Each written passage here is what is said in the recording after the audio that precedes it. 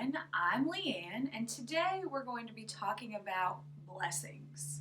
So, I have a question for you.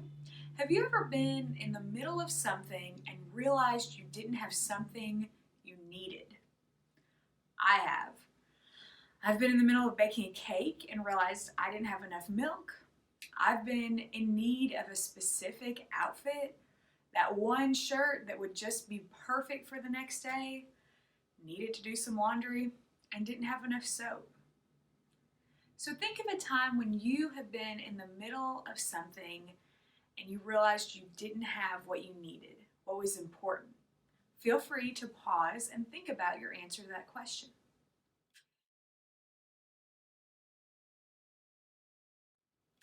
So today we're going to be talking about blessings. Now, we're hanging out with Jesus for the next few weeks in our Sunday school lessons. So I want to remind you that Jesus has been all around at this point of the Bible, healing people, fixing their illnesses, fixing things that were broken in the world, teaching people. He had been a busy man. So here in this story, he was teaching about blessings. Now, a blessing is when you're happy or have something even when it feels like you don't have enough or something's wrong in the world. Kind of like when you look on the bright side. That's a blessing. So Jesus was in a particular point of life where there was a small group of people and they controlled everything. They were popular, they had all of the power, they were the folks that people ask what mattered. So Jesus decided, you know what? This isn't right. Those people may be popular because they have a lot of land, they have a lot of money, they have a lot of cows. Yeah, that's right. Farm animals made you popular back then. I wouldn't be popular in those standards. I don't have any farm animals. Do you?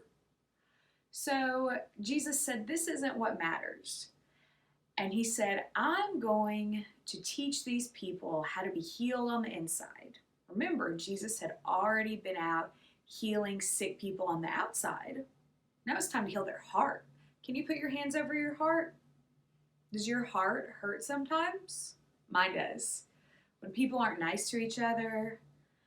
Sometimes the world makes my heart hurt. When I watch the news, sometimes my heart hurts. So Jesus said, I'm going to heal that.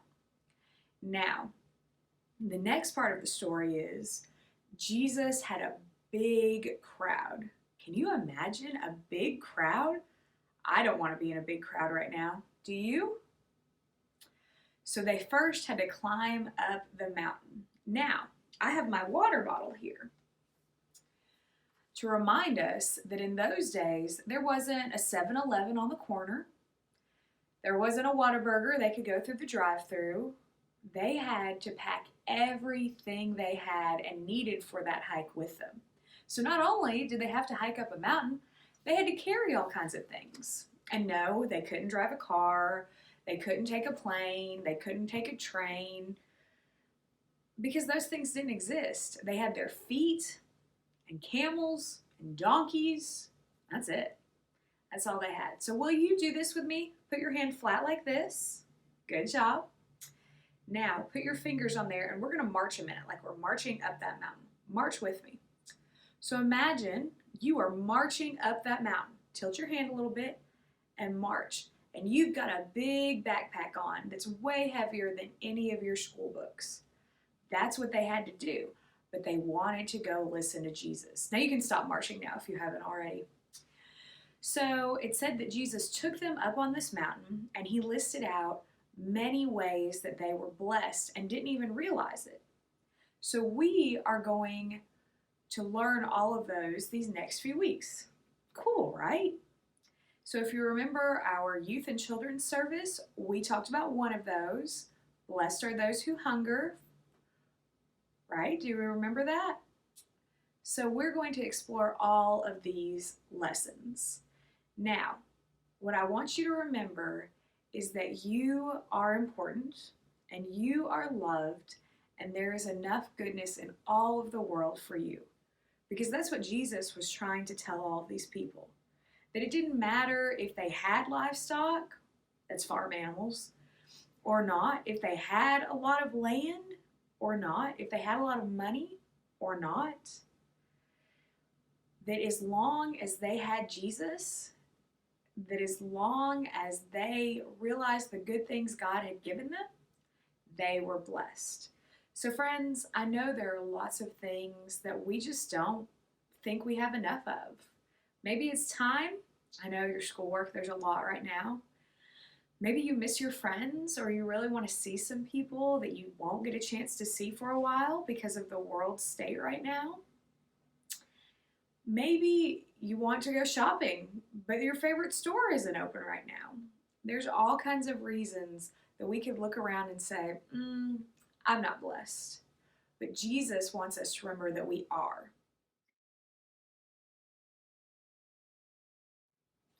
So in Jesus' time, a blessing meant to be happy even in the middle of whatever's going wrong. To find that one or more thing that God has given us. So think about that. What's one or more thing God has given us that's great? Maybe it's we had breakfast this morning. A lot of people didn't get to have that. Maybe it's the clothes we get to wear, or the fact there's air conditioning in our houses. Some people don't have that either. So let's think about one great thing God has given us and realize that we are blessed. So friends, hear this blessing. You are blessed. There is more than enough love for you here today in God's kingdom. So friends, remember that this week. Now, this week we have some activities you can do. You can do them right after you watch this, or you could do them later. But you will have access to this coloring page. And the cool thing about this is it also has discussion questions, so things you can talk about with other people. So what I encourage you to do is talk about these discussion questions with your family, maybe at a meal, maybe right now, or maybe, are you FaceTiming grandma? Are you FaceTiming your friends? Maybe you could talk about these with them. Wouldn't that be fun? Our next thing we have is I want you to create a picture. So in God's kingdom, there is enough. So let's take a minute and think about what God's kingdom looks like to you. What it looks like where God lives. So what does it taste like? What does it smell like? What does it feel like? What does it look like? So get some paper, markers, crayons, pencils, pens, whatever, and take some time to draw out what you think God's kingdom looks like. Friends, I hope this lesson brings you a lot of joy, and I hope you join us next week.